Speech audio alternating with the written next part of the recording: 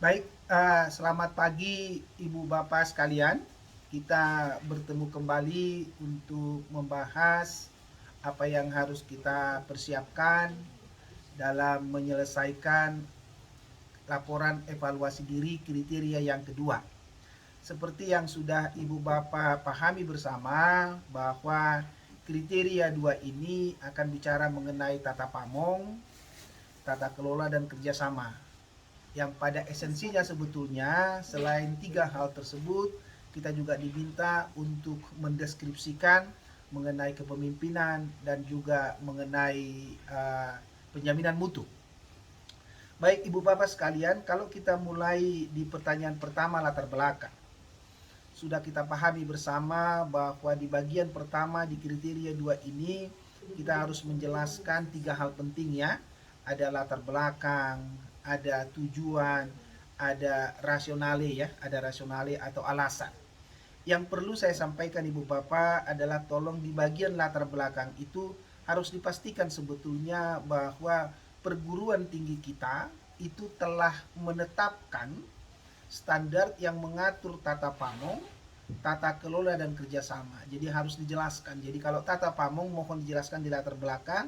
Tata pamong itu nanti akan mengatur tentang bagaimana tata pamong yang dijalankan UPPS dengan menerapkan 5 prinsip tata pamong ya.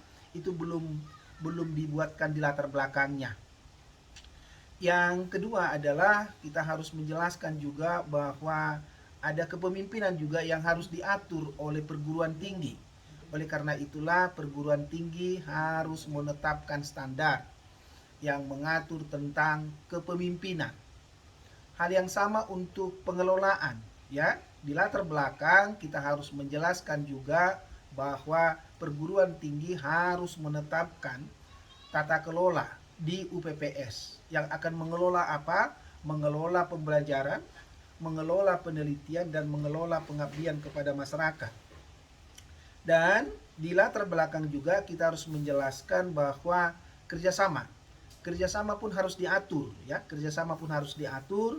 Nanti tolong disampaikan cakupan kerjasamanya adalah cakupan kerjasama yang mengatur tentang pendidikan pengajaran, tentang penelitian dan publikasi, serta kerjasama di bidang pengabdian kepada masyarakat. Itulah di latar belakangnya Ibu Bapak ya. Mengenai tujuannya, di tujuannya seperti yang sudah saya sampaikan bahwa perguruan tinggi dan UPPS menetapkan standar itu dengan tujuan. Satu adalah tata pamong itu ditetapkan standar itu dalam rangka memastikan bahwa tata pamong di level UPPS dan juga di level PS itu harus melaksanakan 5 prinsip dasar tata pamong ya. Itu harus dijelaskan di sana. Tata pamong yang sifatnya kredibel, tata pamong yang sifatnya akuntabel, tata pamong yang sifatnya bertanggung jawab, tata pamong yang sifatnya transparan, dan tata pamong yang sifatnya adalah berkeadilan. Itu adalah tujuannya. Kemudian nanti dijelaskan juga tuh kenapa kita perlu harus menetapkan terkait dengan standar kepemimpinan. Nanti dijelaskan juga tujuannya agar setiap pemangku kepentingan internal itu melaksanakan kepemimpinan yang sifatnya adalah kepemimpinan operasional, kepemimpinan organisasi dan kepemimpinan publik ya. Demikian seterusnya. Kenapa tujuan kita untuk apa membuat yang namanya standar yang mengatur tentang kerjasama? Apa tujuan kita untuk mengatur tentang standar yang mengatur tentang pengelolaan pembelajaran, pengelolaan penelitian, pengelolaan pengabdian kepada masyarakat. Itu sebetulnya di latar belakang Ibu Bapak sekalian ya. Jadi harap nanti dipastikan laporan evaluasi diri kriteria yang kedua. Kriteria yang kedua untuk pertanyaan yang pertama itu menjelaskan tiga hal itu ya. Berkaitan dengan rasionale atau alasan, nanti Ibu Bapak harus menjelaskan bahwa rasionalenya di sini Bu Bapak adalah rasionale ada internal dan ada eksternal ya, ada internal eksternal. Saya melihat bahwa rasionale yang telah dituliskan di sini adalah rasionale yang harus merujuk bahwa standar yang mengatur tentang tata pamong, kepemimpinan, pengelolaan dan kerjasama itu dibuatkan sebagai amanah dari statutnya kita. sebagai amanah dari pengejawantahan visi misi tujuan dari perguruan tinggi dan juga UPPS ya. Itu adalah rasionale internalnya kita. Sementara rasionale eksternalnya adalah alasan kita adalah kita diwajibkan oleh peraturan dan perundang-undangan. Dalam rangka itulah kita harus memastikan ada strategi pencapaian kita. Maka alasan kita menetapkan strategi pencapaian itu agar tata pamong, agar tata kelola, agar kepemimpinan, agar penjaminan mutu dan kerjasama itu betul-betul terimplementasi dengan baik ya, baik di tingkat UPPS maupun di tingkat PS. Itu sebetulnya Ibu Bapak yang harus kita jelaskan di bagian yang pertama terkait dengan latar belakang.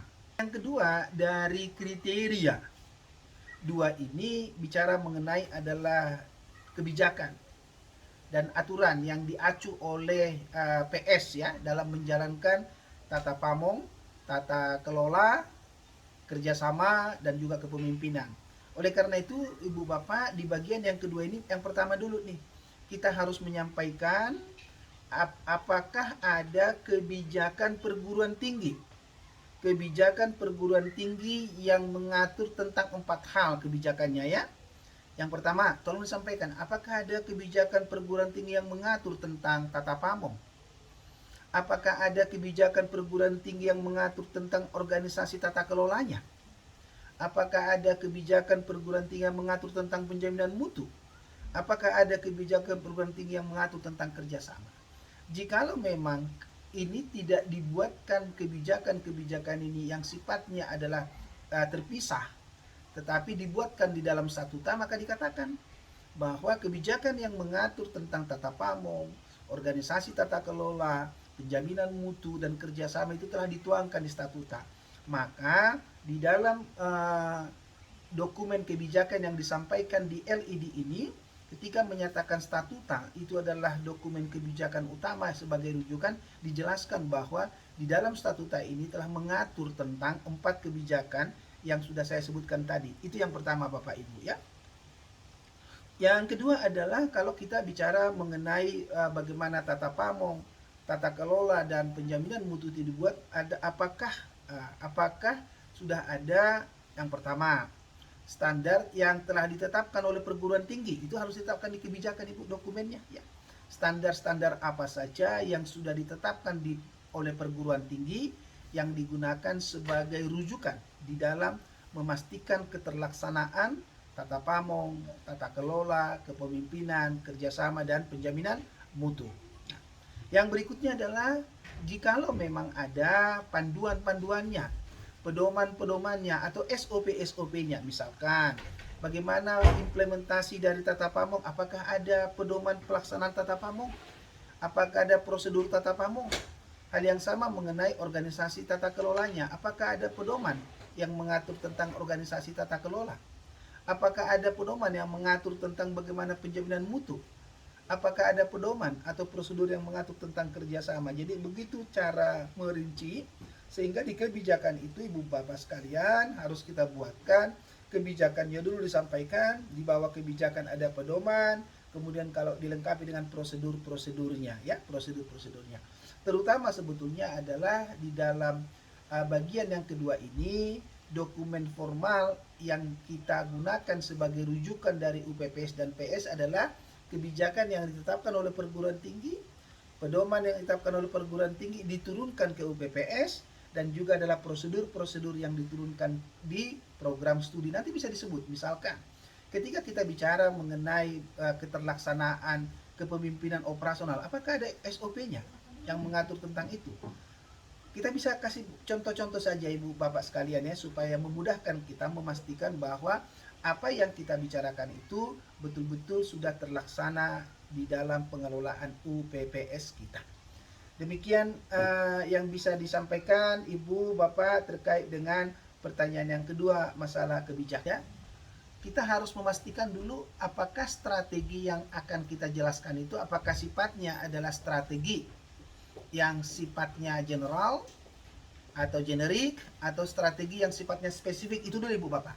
Nah, saya selalu menyampaikan alangkah baiknya jikalau strategi yang kita sampaikan di LED kita adalah strategi yang sifatnya spesifik. Tentunya adalah strategi yang harus kita jelaskan adalah strategi satu. Strategi kita untuk memastikan bahwa standar tata pamong itu terlaksana dengan baik. Standar kepemimpinan itu terlaksana dengan baik. Standar pengelolaan itu terlaksana dengan baik. Dan standar kerjasama itu terlaksana dengan baik. Itu sebetulnya Ibu Bapak. Nah, sehingga harus dipastikan dulu apakah sudah ditetapkan di dalam standar itu hal-hal yang harus dicapai. Hal-hal yang harus dicapai. Sehingga misalkan adalah kita harus untuk bisa memastikan bahwa di tata pamong itu akan terlaksana dengan baik. Nah, kita jelaskan tuh apa yang harus kita capai, apa yang sudah kita kerjakan, siapa yang sudah kita dilibatkan di dalamnya. Itu Ibu yang dilakukan Ibu Bapak ya. Nah, yang berikutnya adalah hal yang sama untuk kepemimpinan. Apa yang sudah kita laksanakan untuk bisa memastikan kepemimpinan operasional, kepemimpinan organisasi atau kepemimpinan publik. Jikalau memang 3 bagian ini terlalu banyak untuk dijelaskan, maka bolehlah nanti dipilih satu, misalnya strategi apa yang telah diambil atau telah dilaksanakan dalam hal memastikan kepemimpinan publik misalnya ya. Nah, berikutnya kita harus menjelaskan juga di alinea berikutnya adalah apa yang harus kita lakukan, strategi apa yang sudah kita lakukan memastikan kerjasama kita ya. Jadi sifatnya adalah generik per area atau per bidang yang harus kita jelaskan terkait dengan kriteria yang kedua ini ya. Di dalam aspek berikutnya adalah mekanisme kontrolnya juga harus disampaikan. Jadi ada 4 hal. Yang pertama adalah pastikan dulu targetnya untuk masing-masing standar itu. Yang kedua, pastikan apa yang telah dikerjakan.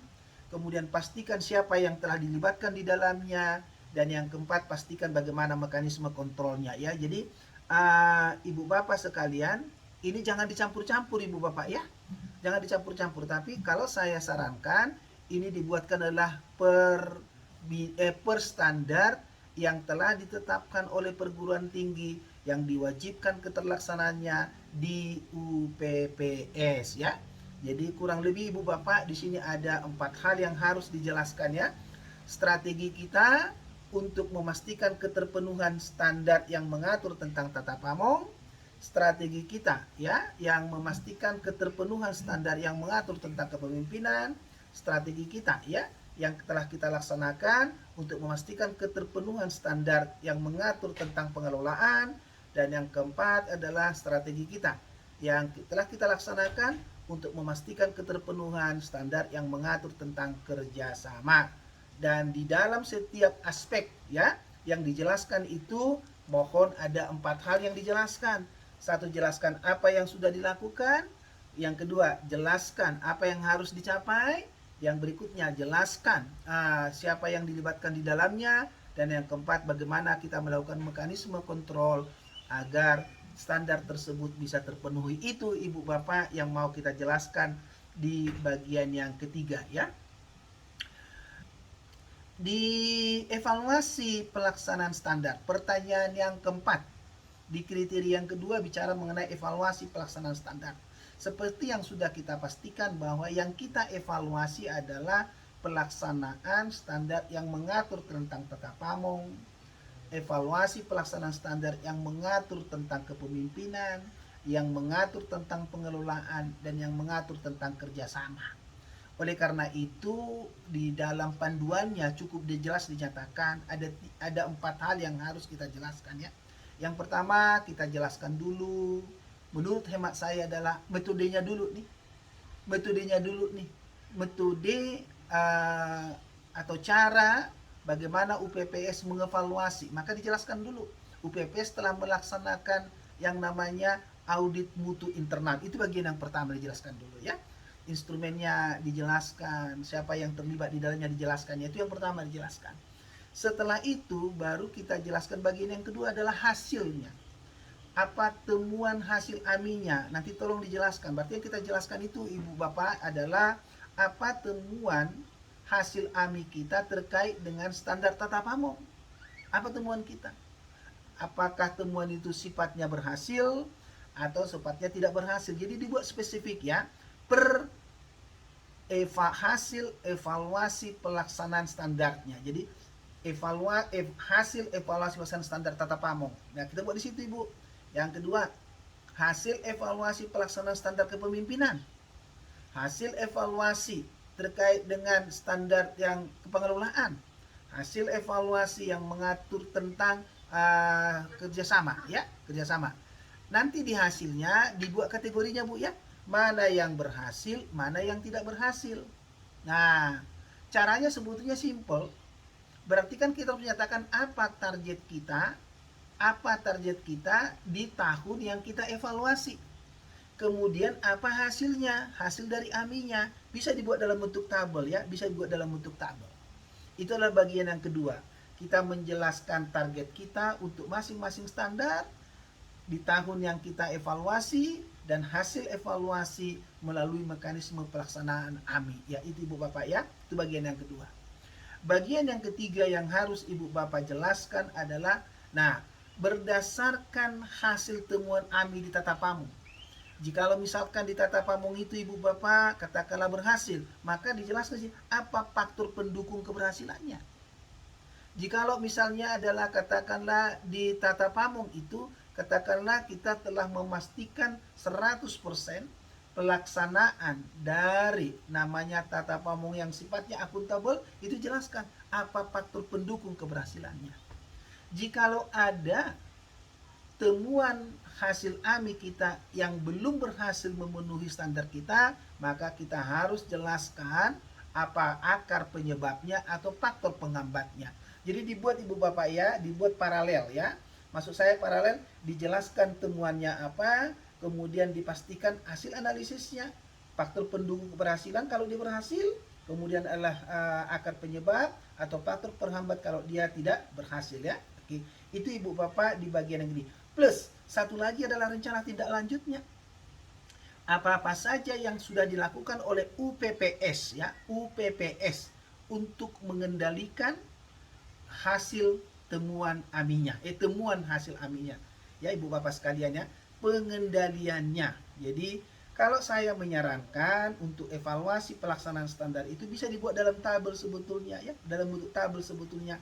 Ini adalah standarnya, ini adalah targetnya kita, ini adalah hasil temuan hasil AMI kita, ini adalah sifat temuan kita, apakah berhasil atau tidak berhasil.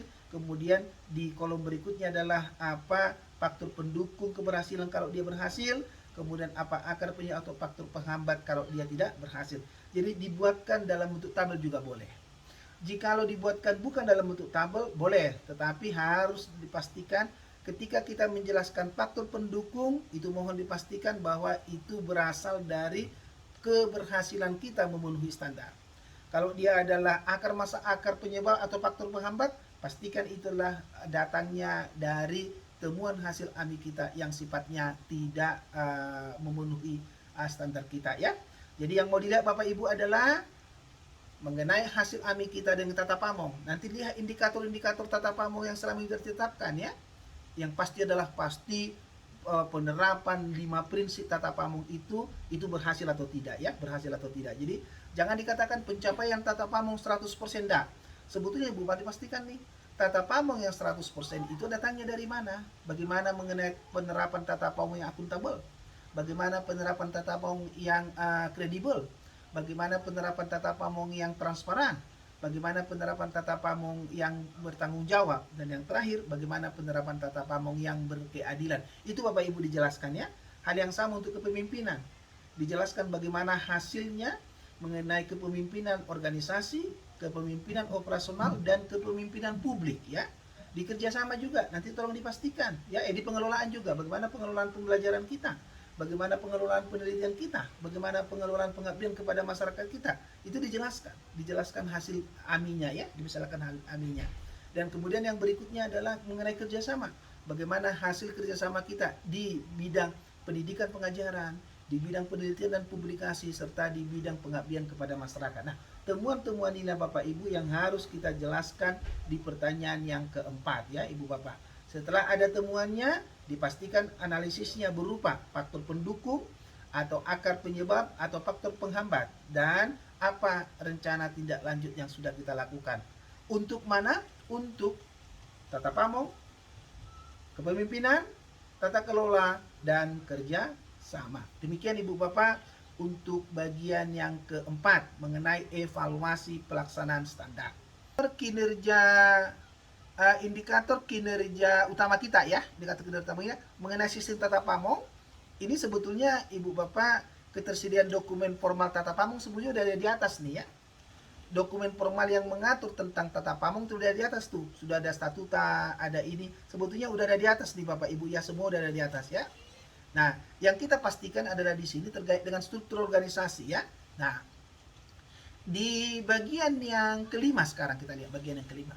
Di bagian yang kelima mengenai indikator kinerja utama, itulah indikator kinerja utama yang menunjukkan apa-apa saja yang sudah kita laksanakan tentang apa? Tentang tata pamong, tentang kepemimpinan, tentang pengelolaan, dan tentang kerjasama. Jadi kita sampaikan sebetulnya dalam 3 tahun terakhir ini apa saja yang sudah kita penuhi ya, paling tidak pada tahun TS dari proses akreditasi yang kita ajukan.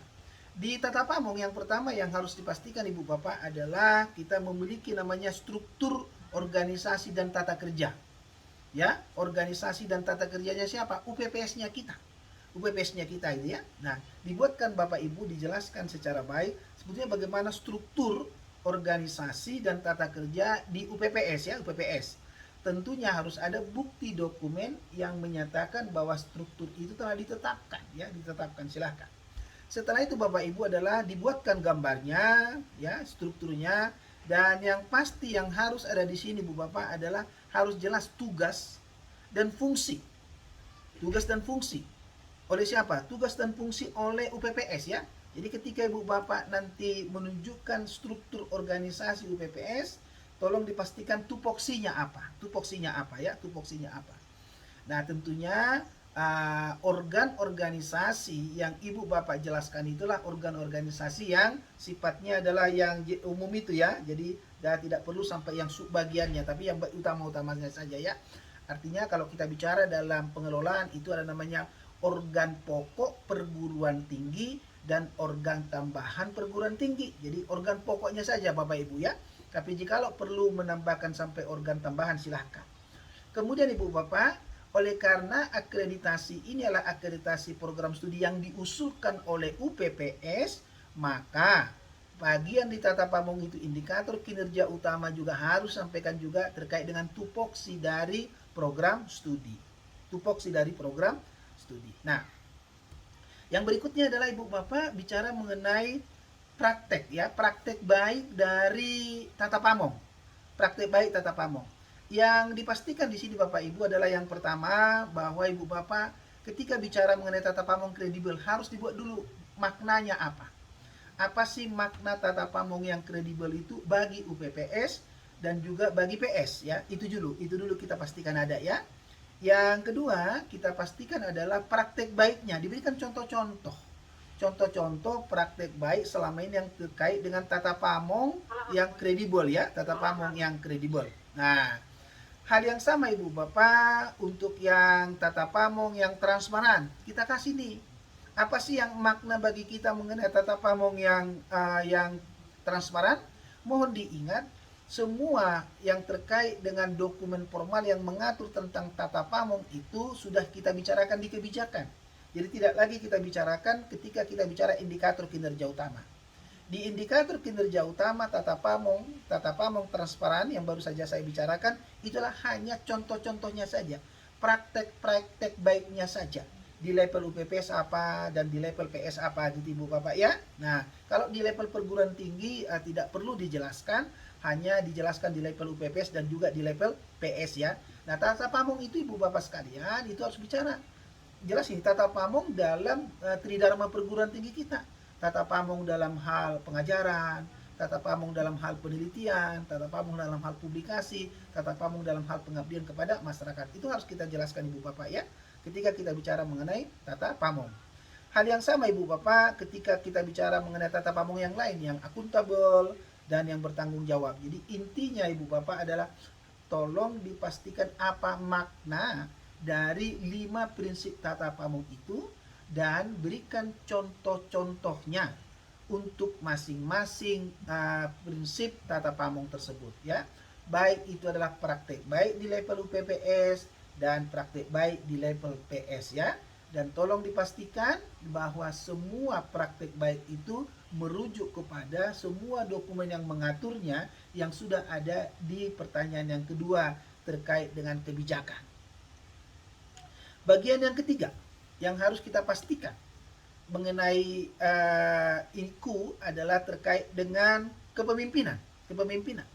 Maka di kepemimpinan juga Ibu Bapak harus pastikan adalah apa makna kepemimpinan operasional, apa makna kepemimpinan organisasi, apa makna kepemimpinan publik ya, yang akan dijabarkan oleh UPPS dan juga dijabarkan oleh PS. Setelah itu Bapak-Bapak, untuk masing-masing tipe kepemimpinan itu tolong dipastikan adalah contoh-contoh baiknya. Contoh-contoh baiknya Ibu Bapak apa-apa saja. Misalnya dalam kepemimpinan operasional apa sih yang selama ini kita lakukan terkait dengan kepemimpinan operasional, kita jelaskan di level UPPS ini, di level PS ini gitu ya. Kemudian hal yang sama untuk kepemimpinan yang sifatnya organisasi, apa saja ya, apa saja. Hal yang sama untuk publik. Yang perlu diperhatikan Ibu Bapak adalah nanti tolong dipastikan dokumen-dokumen bukti yang menyatakan bahwa 3 jenis kepemimpinan itu betul-betul telah dilaksanakan dengan baik di level UPPS dan juga di level PS ya. Nah, kita masuk sekarang bagian yang berikutnya adalah pengelolaan. Di pengelolaan Ibu Bapak adalah kita bicara bagaimana kita bicara terkait dengan pengelolaan fungsional dan juga pengelolaan operasional ya, operasional. Maka pasti yang pertama, apakah ada perencanaan? Tolong dipastikan nih perencanaan. Apa-apa saja kegiatan-kegiatan kita yang terkait dengan perencanaan. Nah, tolong selalu dipastikan perencanaan mengatur dalam hal tridharma perguruan tinggi ya, perguruan tinggi. Nah, ini sering banyak yang terjadi bahwa ketika kita bicara di hal pengelolaan itu, kita masih bicara lagi standar. Dokumen standar disebut tidak perlu karena itu sudah ada masuk di pertanyaan nomor 2 kebijakan ya. Hanya di sini yang dipastikan adalah contoh-contoh baiknya saja. Praktek-praktek baiknya saja dalam hal perencanaan, dalam hal pengorganisasian, ya, dalam hal penempatan personilnya, dalam hal pengarahan atau leadingnya, dan juga dalam hal controlling dan juga dalam budgeting ya. Ini yang Ibu Bapak harus kita pastikan. Untuk apa? Untuk 3 bidang. Untuk 3 bidang. Untuk 3 bidang. Bidang pendidikan pengajaran, bidang penelitian publikasi, dan juga bidang pengabdian kepada masyarakat. Sekali lagi Ibu Bapak, tolong dalam menjelaskan itu praktek-praktek baiknya ya. Praktek-praktek baiknya. Bukan menjelaskan lagi standar-standar apa yang digunakan. Tidak, itu semua standar-standar itu sudah ada di pertanyaan terkait dengan kebijakan. Yang berikutnya, Ibu Bapak, kita bicara mengenai penjaminan mutu. Di penjaminan mutu Ibu Bapak ada 4 hal yang harus kita pastikan ya. Kita harus pastikan. Yang pertama adalah harus dipastikan ada organisasi di level UPPS ya, dan di level PS. Pastikan ada SK-nya ya, pastikan ada SK-nya. Inilah sebagai bukti dokumen pembentukan organisasi penjaminan mutu ya, SK. Jadi SK oleh pimpinan lah ya, SK oleh pimpinan. Kalau universitas berarti SK-nya oleh rektor. Setelah itu Bapak Ibu, tolong nanti dipastikan. Yang kedua adalah ketersediaan dokumen SPMI. Silahkan nanti Bapak Ibu hanya menyebut misalkan adalah perguruan tinggi telah menetapkan kebijakan SPMI yang berlaku di level UPPS dan berlaku di level PS. Jadi sebut aja Bapak Ibu. Yang kedua adalah dokumen standar. Nanti dipastikan dokumen standar yang ditetapkan oleh PT ya, terdiri dari 24 standar nasional pendidikan tinggi dan standar pendidikan tinggi yang ditetapkan oleh PT yang dirujuk, dipedomani oleh siapa? Dipedomani oleh UPPS dan juga PS untuk memastikan keterlaksanaannya. Itu disebut Bapak Ibu, disebut.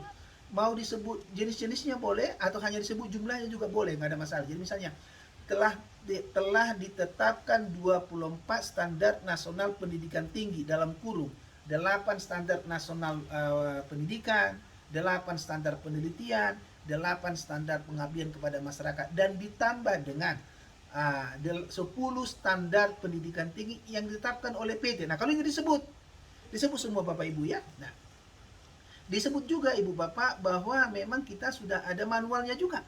Disebut juga ada manualnya. Tolong nanti dipastikan bahwa untuk setiap standar itu sudah ada manualnya. Jadi pada saat ini ya perguruan tinggi telah menetapkan ya manual yang mengatur tentang PPEPP setiap standar gitu Bapak ya, dan ada formulir-formulirnya. Setelah itu nanti Bu Bapak, bagian yang ketiga yang harus Ibu pastikan adalah tolong nanti dipastikan bahwa ada bukti keterlaksanaan PPEPP. Ya, di mana? Di level UPPS ya. Yaitu apa? Ada penetapannya, pastikan nanti penetapan standar dilakukan oleh perguruan tinggi. Pelaksanaan standar dilakukan oleh UPPS ya. Kemudian evaluasi melibatkan UPPS dan juga PS. Pengendalian itu melibatkan UPPS dan juga PS. Peningkatan itu melibatkan UPPS, PS dan juga perguruan tinggi. Monggo nanti dijelaskan Bapak Ibu ya. Dan yang terakhir yang harus dipastikan di sini Bu Bapak adalah bahwa ada upaya kita memastikan efektivitas pelaksanaan penjaminan mutu kita. Yaitu apa? Ada RTM ya, ada RTM. RTM ya di tingkat UPPS dan juga RTM di tingkat perguruan tinggi. Tetapi Bu Bapak fokus pembahasannya pada pelaksanaan RTM di tingkat UPPS ya. Dan nanti sampaikan juga Bu Bapak di sini bahwa pada saat pelaksanaan RTM itu dibuatkan juga adalah perumusan rencana tindak lanjut. Itu untuk yang penjaminan mutu Bu Bapak. Yang berikutnya untuk mengenai kerjasama. Kerjasama ini Bu Bapak harus memastikan bahwa pastikan dulu bahwa kita sudah punya ketersediaan kerjasama ya. Dipastikan dulu Bapak Ibu. Selama ini ada berapa kerjasama yang terkait dengan pendidikan, kemudian kerjasama yang terkait dengan penelitian, kerjasama yang terkait dengan pengabdian kepada masyarakat. Itu yang pertama Bapak Ibu. Dipastikan dulu ada. Dilihat dari laporan kinerja program studi ya. Setelah itu Ibu Bapak adalah nanti turun perhatikan nih, apa sih manfaatnya? Bapak harus jelaskan juga manfaat dari masing-masing kerjasama tersebut. Apa sih manfaat kerjasama di bidang pendidikan pengajaran yang selama ini sudah terlaksana? Ya, untuk UPPS dan juga untuk PS. Hal yang sama, kerjasama di penelitian, publikasi, apa sih manfaat? Harus dijelaskan Ibu Bapak ya, harus dijelaskan ya bagaimana. Kemudian adalah tolong nanti dipastikan juga adalah kerjasama yang sudah dibuatkan itu juga sangat membantu program studi ya. Jadi memfasilitasi peningkatan kapasitas program studi. Tolong nanti pastikan Ibu Bapak apa-apa saja nanti yang sudah dilakukan ya. Dan yang berikutnya Ibu Bapak adalah tolong nanti dipastikan juga bahwa ketika Ibu Bapak bicara mengenai kerjasama, selama ini juga Ibu Bapak telah melakukan selalu evaluasi ya. Bagaimana kepuasan kita dengan mitra kerjasama kita ya. Kemudian adalah bagaimana juga ini memberikan kepuasan juga kepada UPPS dan juga kepada PS kita gitu ya. Dan yang berikutnya yang paling penting di kerjasama itu yang harus Ibu Bapak pastikan adalah bagaimana keberlanjutan kerjasama tersebut ya, itu paling penting. Dan harus disetting dengan secara clear ya, harus secara clear terkait dengan ini. Jadi itu Ibu Bapak yang bisa saya jelaskan terkait dengan pertanyaan yang kelima, yaitu bicara mengenai indikator kinerja utama. Oke, ini adalah yang 5. Kalau indikator kinerja tambahan ya, indikator kinerja tambahan. Nah, baik, kita sekarang masuk ke bagian yang ke-6 dari kriteria 2 yang membahas tentang indikator kinerja tambahan ya. Di indikator kinerja tambahan, Ibu Bapak sebetulnya adalah tolong dilihat praktek selama ini yang dilakukan di perguruan tinggi kita masing-masing. Apakah dalam tata pamong di luar 5 pilar itu apakah ada tambahannya atau tidak? Saya tidak menemukan sampai sekarang mengenai, kalau kita bicara tata pamong memang adalah bicara mengenai di luar 5 itu ya. Jadi saya tidak bisa menyampaikan IKT-nya untuk itu. Tapi untuk IKT untuk kepemimpinan bisa. Karena masih ada namanya kan kepemimpinan organisasi, kepemimpinan operasional, kepemimpinan publik ya. Siapa tahu ibu bapak di sana ada misalnya kepemimpinan yang di luar itu misalnya. Contoh bapak ibu adalah kepemimpinan yang terkait dengan kepemimpinan ibu bapak. Contoh misalnya dalam hal apa ya? Katakanlah kepemimpinan rohani, monggo ya. Saya ini tidak tahu pasti yang terkait dengan kepemimpinan ada di sana ya. Tapi kepemimpinan rohani itu bisa. Misalnya kalau perguruan tinggi kita itu adalah berbasis Islam, makanya kan kepemimpinan Islami gitu itu boleh. Kemudian kalau dia berbasis Kristen adalah kepemimpinan Kristiani, monggo ditambahkan ya. Itu yang kita katakan. Yang berikutnya adalah masalah pengelolaan. Tadi kan ada kita bicara mengenai ada plan, ada organisasi. Saya kira juga tidak ada indikator kinerja tambahan di sana, kecuali adalah kita turunkan saja ya. Misalnya adalah selama ini kita hanya punya katakanlah perencanaan sampai di level program studi ya. Indikator kinerja tambahan kita adalah katakanlah perencanaan sampai level misalnya adalah sub UPT-nya ya. Misalnya ada perencanaan oleh laboratorium, perencanaan oleh apa gitu ya. Itu monggo buat itu namanya turunan. Boleh diturunkan dari indikator kinerja utamanya ya. Hal yang sama misalnya adalah kerjasama. Kalau katakanlah di IKT-nya Ibu Bapak kerjasamanya adalah di IKU-nya adalah kerjasamanya di bidang penelitian, di bidang pendidikan pengajaran, di bidang penelitian dan di bidang PKM gitu ya. Makanya Ibu Bapak boleh menambahkan ya IKT-nya kita kerjasama bisa ditambahkan kerjasama yang terkait dengan publikasi, ya kerjasama yang terkait dengan perpustakaan misalnya. Yang terkait dengan pengembangan sistem informasi kita, monggo ditambahkan IKT-nya di sana Ibu Bapak ya. Nah, itu Ibu Bapak yang bisa saya sampaikan mengenai indikator kinerja tambahannya kita. Nah, ya. Kemudian tadi Bapak Ibu misalkan Ibu Bapak katakanlah tadi adalah tata pamong yang kredibel misalnya gitu ya. Ini apa sih di luar praktek-praktek baik yang sudah kita lakukan itu, ada nggak lagi hal-hal yang di luar itu yang harus kita bisa pastikan terukur sifatnya, kemudian sistematis ya, dan kita bisa monitoring ya. Itu Ibu yang bisa saya. Yang masalah kepuasan ya, masalah kepuasan Ibu Bapak sekalian yang saya belum dapatkan sebetulnya Ibu Bapak adalah yang pertama yang kita pastikan adalah sebelum kita sampai kepada instrumennya, sebetulnya kita harus tahu dulu kepuasan siapa yang kita ukur ya.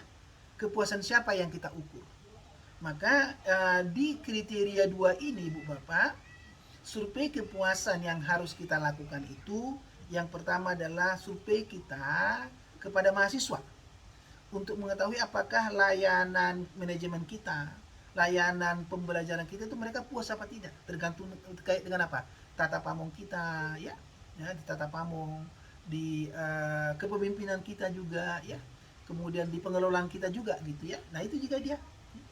Kemudian yang berikutnya adalah sama, setelah kita survei mahasiswa, kita survei juga dosennya, kita survei juga dengan tendiknya kita survei juga dengan lulusan kita, bahkan sampai kepada pengguna lulusan dan mitra ya. Yang kita survei sama kepuasan mereka terkait dengan layanan yang diatur di dalam tata pamong, kemudian kepemimpinan, kemudian tata pengelolaan, dan juga kerjasama ya. Ini tolong Ibu Bapak ini setelah itu kita tahu dulu siapa yang kata survei, baru yang kedua nih tolong dipastikan metodenya ya, metodenya ini sudah dilaksanakan ya.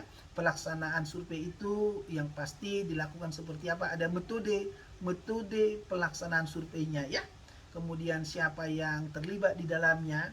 Kemudian yang setelah itu kita lakukan Ibu Bapak adalah kita bicara mengenai hasilnya. Berarti kan hasilnya tadi, berarti hasilnya apa? Hasil survei kita kepada mahasiswa, hasil survei kita kepada dosen, hasil survei kita kepada tendik, hasil survei kita kepada lulusan, hasil survei kita kepada pengguna lulusan ya.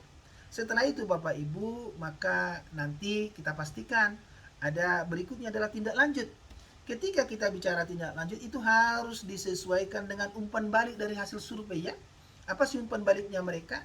Jadi nanti ketika kita membuatkan kuesioner mengenai survei kepuasan pengguna tadi atas 6 pengguna itu Ibu Bapak ya. Nanti Ibu Bapak harus pastikan apa sih umpan baliknya. Ketika kita merumuskan tindak lanjut, mohon nanti Ibu Bapak dipastikan rumusan tindak lanjut kita itu berasal dari umpan balik yang disampaikan oleh pengguna yang kita survei dalam pelaksanaan survei kepuasan pengguna ya. Jadi Ibu Bapak sekalian, yang saya mau pastikan sekali lagi adalah tolong dipastikan dulu. Yang pertama adalah ya, pihak yang kita survei itu yang pertama. Yang kedua, metode pelaksanaan surveinya, ya mulai dari kuesionernya, penyebaran kuesionernya, pengolahan kuesionernya ya, sampai dengan pengolahan datanya ya, sampai dengan analisis datanya dijelaskan ya. Kemudian hasilnya dijelaskan, dan yang berikutnya yang harus dijelaskan Ibu Bapak adalah apa umpan balik ya, umpan balik dari pengguna kita, dan yang terakhir adalah rumusan tindak lanjut kita berdasarkan umpan balik yang diberikan oleh si pengguna. Dan tentunya adalah manfaatnya harus disampaikan ya, manfaat apa yang kita dapatkan dengan pelaksanaan survei itu, dan dipastikan ya survei itu kita lakukan secara periodik, sistematik dan terstruktur serta terdokumentasikan dan dilaporkan dengan baik ya.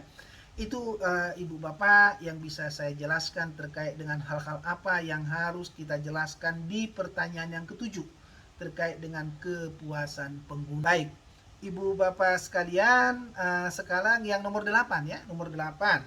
Baik. Ibu Bapak sekalian, terkait dengan pertanyaan yang nomor 8 yang mengenai tinjauan manajemen. Di sini sebetulnya Ibu Bapak adalah pengendalian ya. Pengendalian apa yang dilakukan oleh PPS ya, berdasarkan apa yang sudah dilakukan oleh penjaminan mutu, mulai dari hasil penetapan, pelaksanaan dan evaluasi ya. Jadi sekali lagi Ibu Bapak ada, ketika kita bicara di sini pengendalian, tolong juga yang mau dipisahkan itu selalu dibuatkan dalam 4 bagian ya, 4 bagian. Apa pengendalian yang sudah kita pastikan terkait dengan tata pamong? Apa sih pengendalian yang sudah kita lakukan? Terkait dengan kepemimpinan, terkait dengan pengelolaan, terkait dengan kerjasama ya. Jadi dibuat spesifik seperti itu karena itu yang diminta ya. Pengendaliannya itu Ibu Bapak tolong dipastikan bahwa semua proses pengendalian itu dilakukan setelah melaksanakan rapat tinjauan manajemen ya, yang dilakukan di level UPPS dan juga di level perguruan tinggi gitu ya. Nah, nanti dari situ Ibu Bapak nanti harus menjelaskan ya, rencana tindak lanjut apa dalam artian pengendalian apa yang dilakukan terkait dengan tata pamong, terkait dengan kepemimpinan, terkait dengan pengelolaan, terkait dengan kerja sama ya. Dan tolong dipastikan nanti Ibu Bapak, ini semua hanya akan bisa Ibu Bapak buatkan dengan baik jikalau di dalam nomor 4 evaluasi pelaksanaan standar Ibu Bapak telah mendeskripsikan dengan baik juga ya, di standar-standar yang saya sebutkan tadi itu mana yang harus dikendalikan, mana yang harus ditindaklanjuti. Demikian Ibu Bapak yang bisa saya jelaskan terkait dengan tinjauan manajemen di pertanyaan yang ke-8.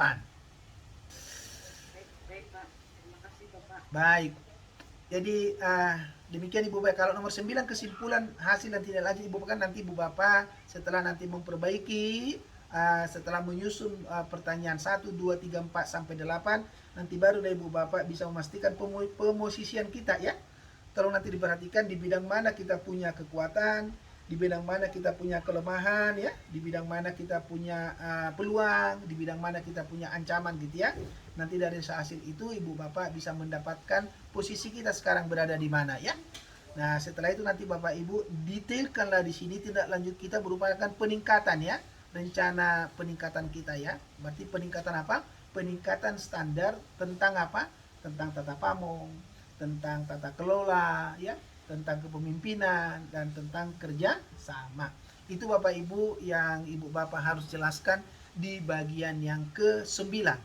Kesimpulan hasil dan tindak lanjut ya. Jadi rencana perbaikan, khususnya rencana pengembangan ya, peningkatan standarnya.